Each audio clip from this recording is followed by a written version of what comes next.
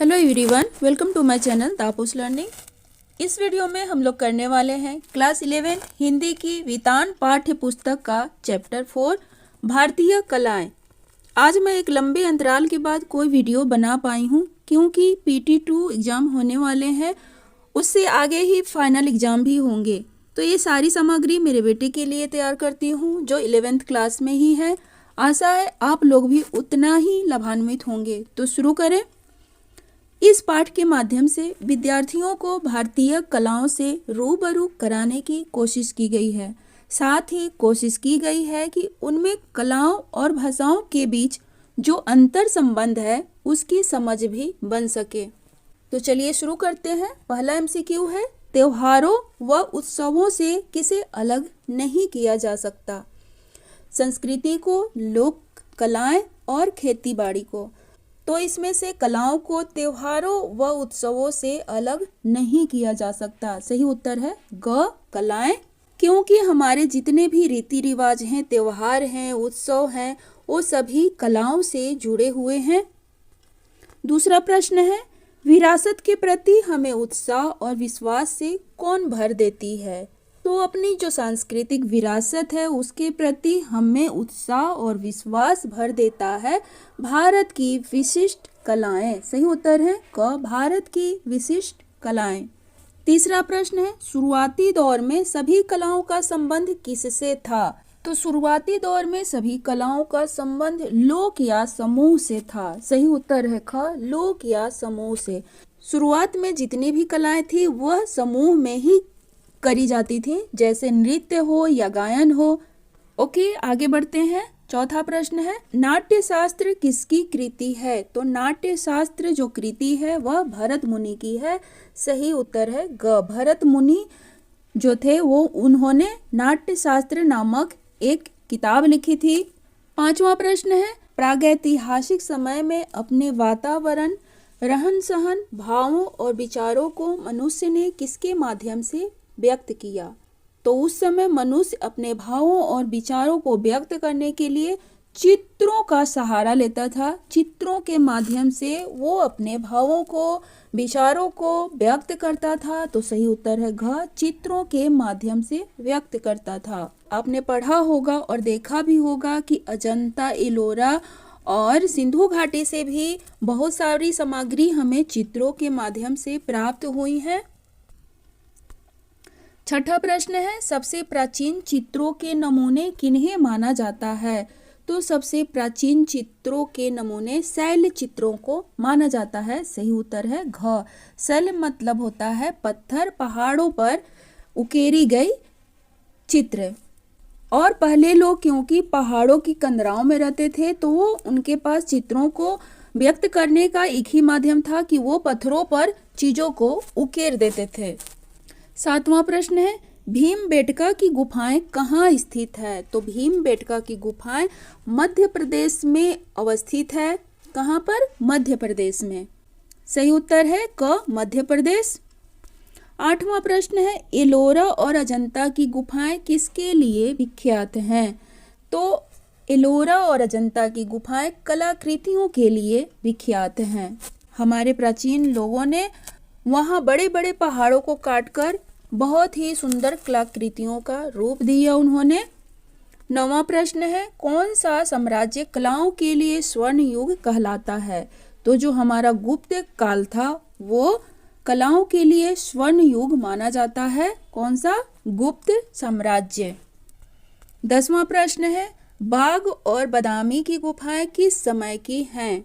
तो बाघ और बादामी की गुफाएं गुप्त साम्राज्य के समय की हैं। तो सही उत्तर है ख, गुप्त साम्राज्य के समय की, क्योंकि गुप्त साम्राज्य को ही कलाओं का स्वर्ण युग माना जाता है।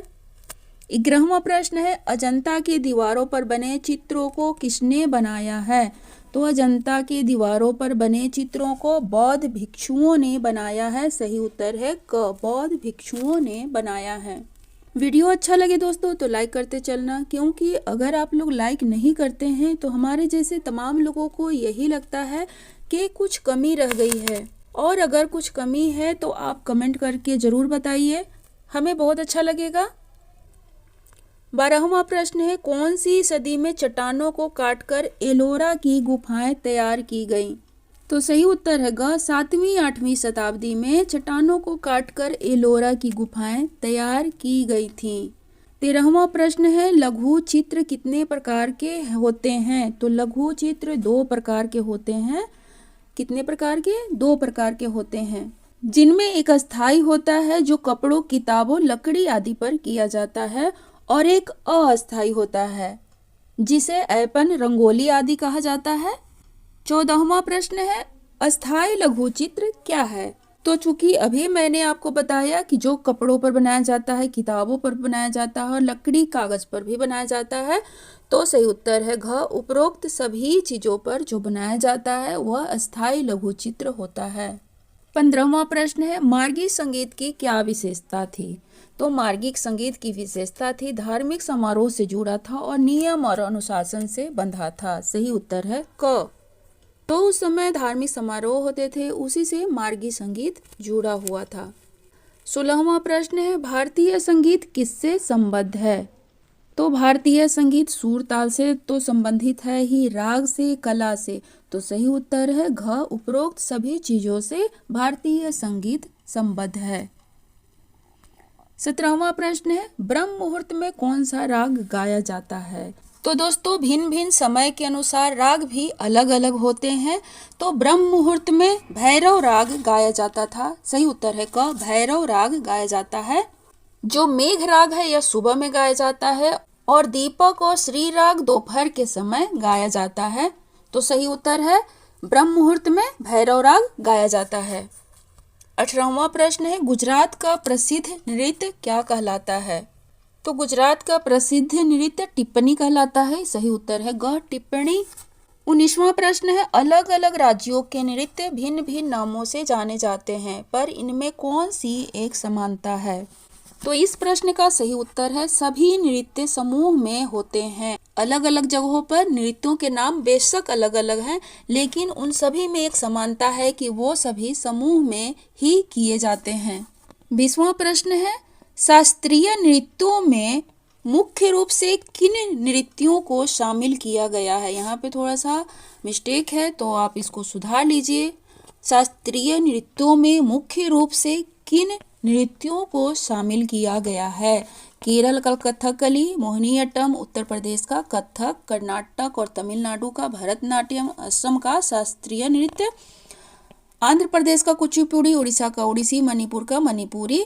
तो इसका सही उत्तर है घ, सभी उपरोक्त सभी। ये सभी जो नृत्यों के यहाँ पे नाम दिए गए हैं, मोहिनीअट्टम, कथक, भरतनाट्यम, मणिपुरी, ओडिसी, ये सभी शास्त्रीय नृत्यों में शामिल किए गए हैं।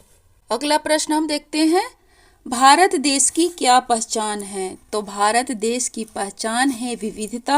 यहाँ पर विभिन्न धर्मों, संस्कृति और रीति रिवाजों वाले लोग रहते हैं। भाषा की विविधता है, संस्कृति की विविधता है, भौगोलिक विविधता है ना।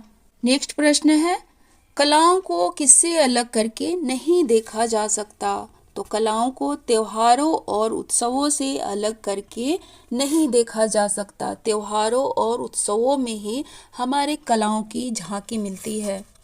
23वां प्रश्न है, मनुष्य के जीवन से जुड़ी होने के कारण ही भारत की ये विशिष्ट कलाएं विरासत के प्रति हमें किससे भर देती हैं? उत्साह और विश्वास से भर देती हैं। 24वां प्रश्न है, शुरुआती दौर में सभी कलाओं का संबंध किससे था? तो शुरुआती दौर में कलाओं का संबंध लोक या समूह से था। सही उत्तर है घ, लोक या समूह से था। 25वां प्रश्न है, कलाएं व्यक्ति केंद्रित क्यों होती चली गईं? तो कलाएं व्यक्ति केंद्रित तब होती चली गईं जब कला का संबंध व्यवसाय से जुड़ा। तो सही उत्तर है ग, जब कला का संबंध व्यवसाय से जुड़ा। 26वां प्रश्न है, जब भाषा नहीं थी तब अभिव्यक्ति का माध्यम क्या था? तो जब भाषा नहीं थी तो अभिव्यक्ति का माध्यम था चित्रकारी। सही उत्तर है ख, चित्रकारी।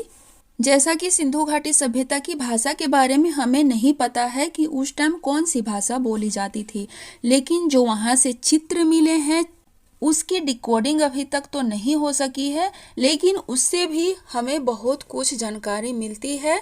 तो जब भाषा नहीं थी तो जो कला की अभिव्यक्ति थी, अपने भावों की जो अभिव्यक्ति उस समय लोग करते थे वह चित्रकारी के माध्यम से ही करते थे।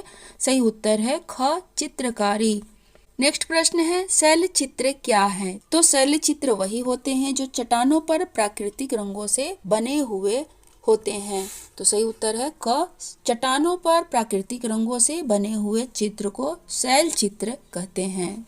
नेक्स्ट प्रश्न है मध्य प्रदेश में भीमबेटका की गुफाएं किसके लिए जानी जाती हैं? तो भीमबेटका की गुफाएं जो हैं शैल चित्रों के लिए जानी जाती हैं। सही उत्तर है घ। नेक्स्ट, चौथी से छठी सदी के बीच किसका साम्राज्य था? तो गुप्त काल उस समय चल रहा था जिसे कलाओं का स्वर्ण युग कहा जाता है, गुप्त काल। नेक्स्ट प्रश्न है मान्यताओं के अनुसार अजंता की दीवारों पर बने चित्रों को किसने बनाया है? तो जो वहाँ के चित्र बने हैं वहाँ की गुफाओं में वह बौद्ध भिक्षुओं के द्वारा बनाया गया है। सही उत्तर है घ, बौद्ध भिक्षुओं के द्वारा।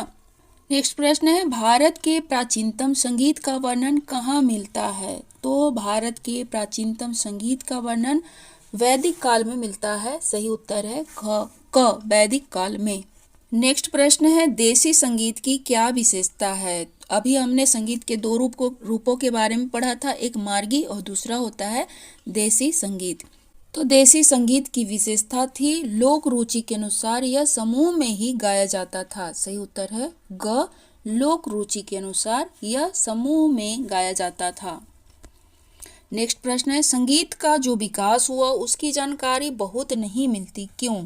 तो इसका कारण है हम भारतीय दस्तावेजीकरण नहीं करते थे। सही उत्तर है क, दस्तावेजीकरण करना मतलब उसको सहेज कर नहीं रखते थे, वो लिखित रूप में हो चाहे जैसे भी हो। नेक्स्ट प्रश्न है रात में गाए जाने वाला राग कौन सा है? तो अभी ऊपर प्रश्न आया था कि ब्रह्म मुहूर्त में कौन सा राग गाया जाता है। तो ब्रह्म मुहूर्त में तो भैरव राग गाया जाता है, लेकिन जो रात में गाया जाता है उस राग को कौशिक या हिंडोला कहते हैं। तो सही उत्तर है घ, कौशिक या हिंडोला। नेक्स्ट प्रश्न है खेती से जुड़े समुदाय के जीवन में कौन सी महत्वपूर्ण घटनाएं हैं? तो यहाँ पे 4 ऑप्शन है दिए हुए, ऋतुओं का बदलाव, फसलों की बुआई या कटाव सभी, फसलों की कटाई, उपयुक्त सभी। तो सही उत्तर है घ, उपरोक्त सभी, क्योंकि यहाँ जब ऋतु बदलता था तब उसके लिए भी कोई न कोई राग था, संगीत थी, गीत था। फसलों की बुवाई या कटाई के समय भी गाए जाने वाले कुछ राग थे। तो सही उत्तर है घ, उपरोक्त सभी। नेक्स्ट है लोक नृत्यों में क्या समानता है? तो जो लोक नृत्य होते हैं वह एक गुलाई में नर्तक हाथ में हाथ मिलाए तरह तरह के करतब दिखाते हुए करते हैं। तो सही उत्तर है घ, एक गुलाई में नर्तक हाथ में हाथ मिलाए तरह तरह के मतलब स्टेप्स करते जाते हैं, हाथ हिलाएं या पैर हिलाएं। इस तरह के नृत्य आपको आदिवासी समुदाय में ज़्यादा देखने को मिलेंगे जो लोक नृत्य होते हैं। नेक्स्ट प्रश्न है टिप्पणी नृत्य क्या है? तो यह गुजरात का एक समूह नृत्य है। सही उत्तर है क, गुजरात का समूह नृत्य को टिप्पणी नृत्य कहते हैं। नेक्स्ट प्रश्न है निशी कहाँ का लोक नृत्य है? तो निशी अरुणाचल प्रदेश का लोक नृत्य है। सही उत्तर है ग, अरुणाचल प्रदेश का लोक नृत्य है। नेक्स्ट प्रश्न है किन्नौरी लोक नृत्य कहाँ का प्रसिद्ध लोक नृत्य है? तो किन्नौरी जो लोक नृत्य है वह हिमाचल प्रदेश का प्रसिद्ध लोक नृत्य है। नेक्स्ट प्रश्न है आज के मंचों या फिल्मों में जो संगीत या नृत्य मिलता है उनमें किन दोनों का मिला जुला रूप अधिक दिखाई देता है? तो उसमें लोक और शास्त्रीय कलाओं का मिला जुला रूप देखने को मिलता है। सही उत्तर है ख, लोक और शास्त्रीय कलाएं। नेक्स्ट प्रश्न है सभी कलाएं धीरे धीरे समूह से व्यक्ति कला का रूप धारण करती गई हैं, इसका क्या कारण है? तो इसका कारण है व्यवसाय, सब कलाएं बिजनेस मॉडल का रूप धारण कर चुकी हैं। सही उत्तर है क, व्यवसाय। नेक्स्ट प्रश्न है सभी लोक नृत्यों में साथ साथ एक ताल में पैरों का उठना, हाथों का एक दूसरे से जुड़ना किसके संकेत हैं? तो यह संकेत है अपने आप में भारत की अद्भुत साहचर्य और प्रेम भावना के। हमारे लोक नृत्य संकेत हैं कि लोग एक दूसरे के साथ कितने गहराई से जुड़े हुए थे, उनके बीच कितनी प्रेम भावना मौजूद थी। नेक्स्ट प्रश्न है, किस कारण भारतीय कलाओं का मुरीद आज पूरा विश्व है? तो भारत की प्रेम भावना के कारण, भारतीय संस्कृति में निहित वसुधैव कुटुंबकम की भावना के कारण, भारत की अद्भुत साहचर्य के कारण। तो सही उत्तर है घ। उपरोक्त सभी कारणों के कारण भारतीय कलाओं का मुरीद आज पूरा विश्व है। नेक्स्ट प्रश्न है, भारतीय कलाएं लोक से शास्त्रीय रूप तक कैसे पहुंची? सही उत्तर है क। वर्षों इनके बीच संवाद होता रहा है। आशा है आप लोगों को यह वीडियो बहुत पसंद आया होगा, तो लाइक करें, शेयर करें और कमेंट करना बिल्कुल ना भूलें कि वीडियो आपको कैसा लगा। Good bye and take care. Thank you for watching.